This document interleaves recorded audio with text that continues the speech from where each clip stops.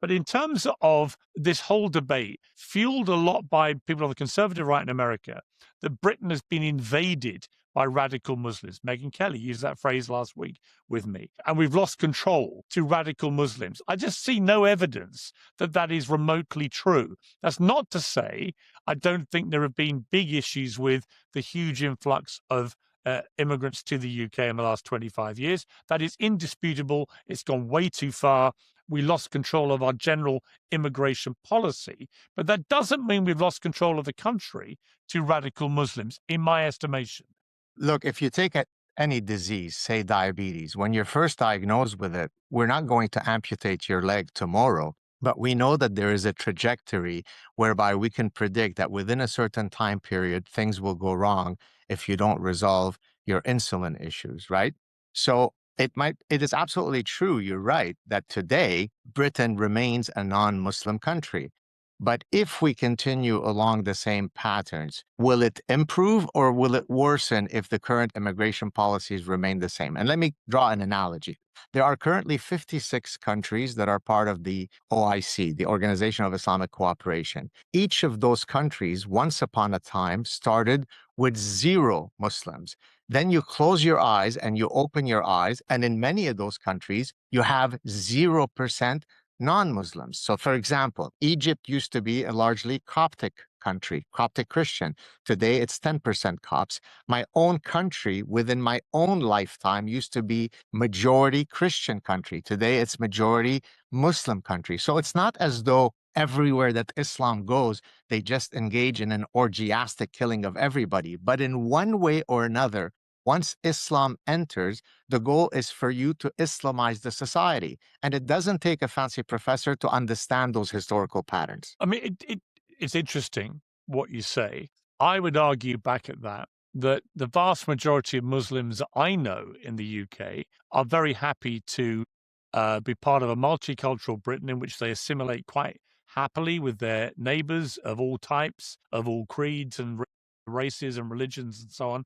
I just don't see this hotbed of radicalism. Now, I would caveat that by saying that most of the terrorism in the UK in this century, for example, has been perpetrated by radical Islamists. That is indisputable, but it's been sporadic, and I think that's important to stress. It's not something that's happening like it was with the IRA, for example, in the 70s and 80s on a regular basis. It's happening sporadically. So there are an influx of some radical Islamists who perpetrate bad things. That's indisputable. But that doesn't mean we're a country under the control of radical Islam. Yeah, so I think I might have mentioned this stat last time, but let me mention it again, and then I'll draw another analogy too in pathology and pathogen studies. This is a lower estimate. There are other databases that place what I'm about to say at a much higher number. Since 9/11 alone, there have been nearly 48,000 Islamic terror attacks in nearly 70 countries.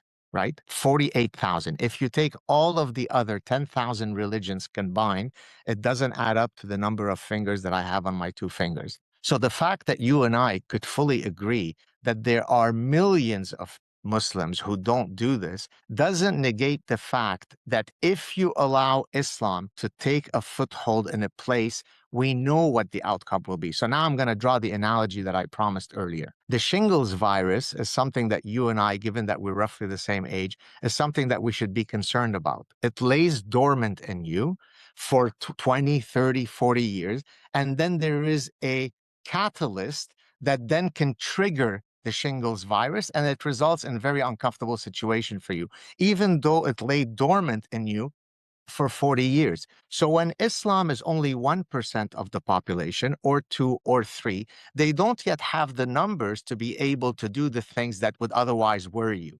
But once they become 20%, 30%, 40%, then we can exactly predict the trajectory as we would diabetes. So again, you have to have the imagination to extrapolate into the future, and then hopefully, inshallah, the light will come to you. Right, but there'll be lots of people who hear you, compare Islam to a disease who will find that incredibly offensive. And there'll be many millions of Muslims in the UK because statistically, the absolutely vast majority of Muslims in the UK do not commit radical acts of terrorism. So 99% at least are living in peaceful harmony and not engaging in this. And in fact, a tiny fraction of British Pakistani Muslim men, for example, were engaged in the grooming gangs, albeit their behavior was disgusting and reprehensible, and the cover up was just as bad. So, my point being that, as I read out earlier to the panel, the vast majority of sex attacks in the UK are still perpetrated by white men, for example, right? So, the statistics can be twisted any way people want, but this categorization of Islam as a disease in a country like the UK, I just don't sense that.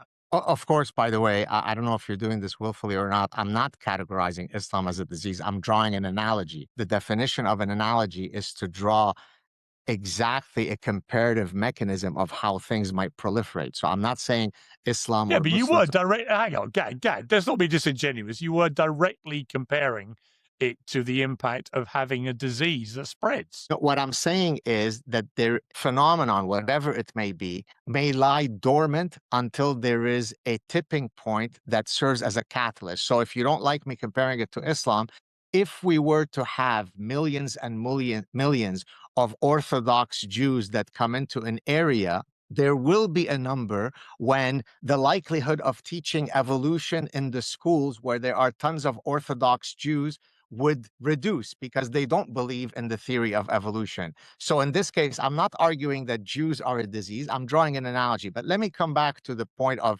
but most Muslims are lovely. Most men do not commit rape.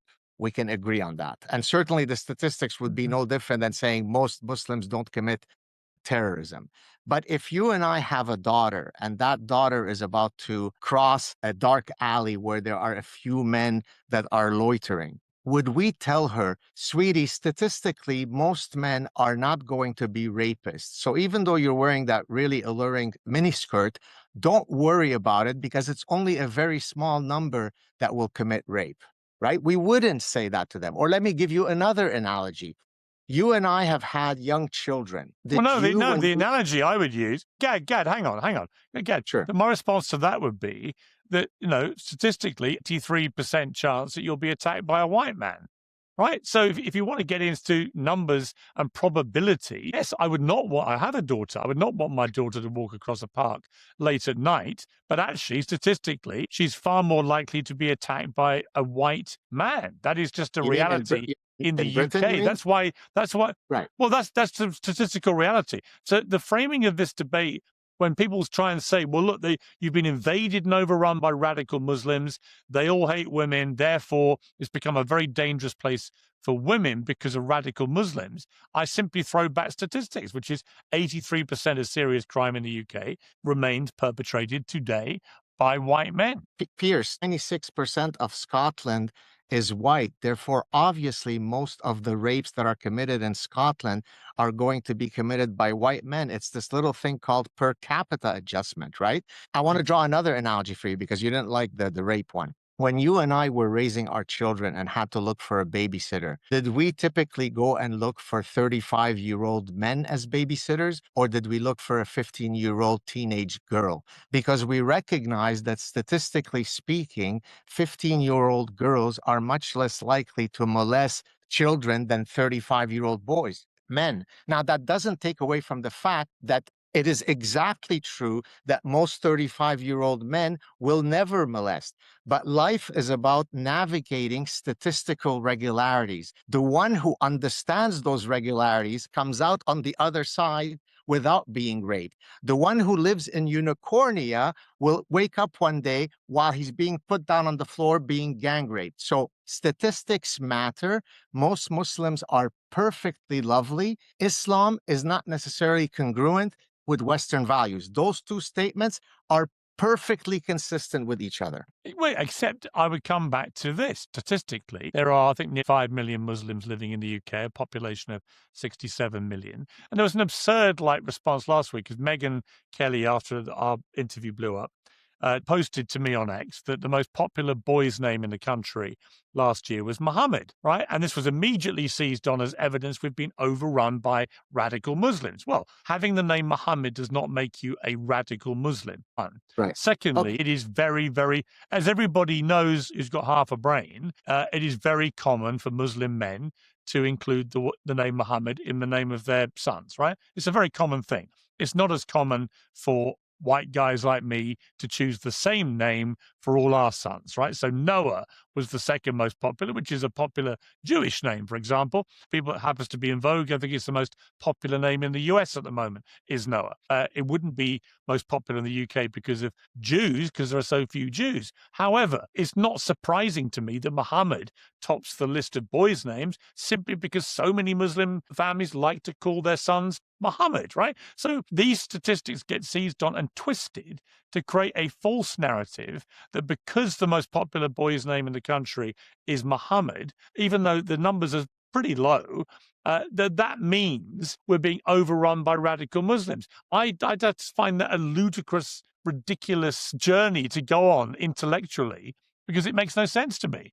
Can I take another shot at navigating through Of course. statistics? If I told you today that there is millions of guys named Moshe that are moving into Brighton, would that increase or decrease the likelihood of there being a greater preponderance of kosher places? All other things equal, you would argue there'd be an increase because since we have brains that engage in causal reasoning, I would say since Moshe is a prototypical Jewish name, and since many Jews wish to adhere to kosher laws, I can undoubtedly, unequivocally, unassailably say that if there are more Moshes in Brighton, there's more likely to be pressure to have kosher food. But there'll be other Moshes that completely decide to eat a shrimp soup, right? So I am Jewish. I'm very much steeped in my Jewish heritage. And yet I eat bacon. It's not because I practice a more gentle form of Judaism. It's because I choose to ignore those parts that don't adhere to my daily lives. So most Muslims are lovely because they are innately lovely. They are nice Jews and mean Jews. We're talking about Islam. Is Islam consist of a set of codified doctrines that are consistent with the foundational Western values? If the answer to that, Pierce, is yes, then we should quickly accelerate Islamic immigration because we're going to be enriched. If the answer is perhaps no, then maybe you need to put on your statistical reasoning hat. Well, my statistical reasoning hat says how much interreligious warfare do we see on the streets of my country? Elon Musk, I know someone you know well, constantly fuels this sense of there's going to be an imminent civil war because of the Muslim problem. But I see a lot of Hindus over here. I see a lot of Muslims. I see a lot of Christians. I see all sorts of different people of different colors, creeds, religions, and so on.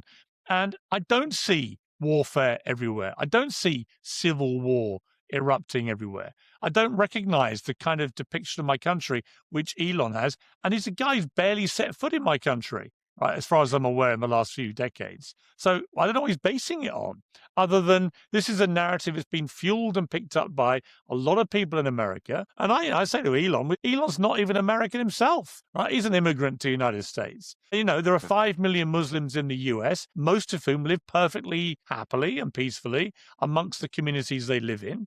There's no Muslim problem in the US. There's a Muslim radical terrorist extremist problem of terrorists coming into the country or perpetrating acts of terrorism against Americans around the world. Yes. And that's why there's been fights against Al Qaeda, ISIS, and other terror groups. But to somehow then say, well, then all 5 million Muslim Americans must be a danger to society would be ridiculous. And I use the same argument to apply to Muslims in the UK. Yeah, we've got nearly 5 million Muslims. Actually, the vast majority are peaceful and assimilate very well into our society and live alongside Christians, Hindus, and the rest of it. Why should I be particularly exercised about the fact that their religion, Islam, has different criteria and creed to my Catholicism, for example? That's fine. I can respect both, but I don't respect radical Christians, and I don't respect radical Muslims, and I don't respect radical Hindus. I don't respect radical people, full stop. They are dangerous. Terrorism comes from people who get radicalized. I just don't see in the UK that we have a mass problem with radical Muslims who've taken over the country. I think it's bullshit. Because the strategic template on which Islam has operated is when in the minority, act meek and like a victim. But when in the majority, smite at the neck and show no mercy. That's why I drew the earlier analogy with shingles. It takes a tipping point in numbers for some of the things that you're not yet worried about to materialize, right? Lebanon was perfectly fine until there was an infusion of PLO terrorists and the demographics started shifting, and then it didn't go well. That applies to the 56 countries that I mentioned earlier. You also mentioned, by the way, there are no problems in the United States. Well, why don't you go tell some of the people who live in Dearborn whether there are any problems that are brewing in the horizon? Or go tell the people who live in Minneapolis. Again, it's a question of numbers. And if I may, I'd like to flip it to you. You're the host, but if I can play host for a second, what would be the pattern that Piers Morgan would have to see for him to say, send Gad Saad an email and say, oops, Gad, I think you were onto something. Just give me a sense of what the data would need to look like for you to be concerned. I would have to see clear evidence that we were getting overrun by radical Muslims, not Muslims, radical Muslims with radical ideas that were fermented around violence. If I saw genuine evidence that that was becoming more widespread, I would be seriously concerned. I don't see it. I see we were talking earlier about 85 Sharia councils being set up who operate amongst Muslim communities up and down the country, but they have no law under British law. And Today, therefore, they I don't don't. particularly Today, no. they don't. So my Forgive me for point, interrupting right? you. So here's my point, Gad. I don't think that we should turn a blind eye to potential issues. I'm not saying some of the things you've raised historically around the world have not manifested themselves, and I think it would be prudent to listen to that. You're a very wise man, very knowledgeable. I completely respect that. I do think it would be prudent of British governments, for example, to take the potential issues here seriously. But let's not get ahead of ourselves and say we've been overrun by radical Muslims. Let's make sure we protect our values in this country, make sure that people are genuinely assimilated, and make sure if we sense that there is a rising tide of violent radical extremism from any part of our community, that we stamp on it very quickly. And that, I think, would be a prudent way to deal with a problem that is not evident to me yet. But as you say, who can predict the future? Gad, I'm going to leave it there. Fascinating conversation. I love having you on Uncensored. Thank you very much. Cheers. If you have a 401k or an IRA, please listen. Gold is at record highs. What many people don't know is this: you can move part of your retirement money legally and without tax penalties into physical gold you actually own. Alpha Omega Gold helps you do this through a gold IRA. Your gold is real. It is stored safely. It is in your name. Learn more at ao.gold/stand. Alpha Omega Gold is our sponsor, and they proudly stand with Israel.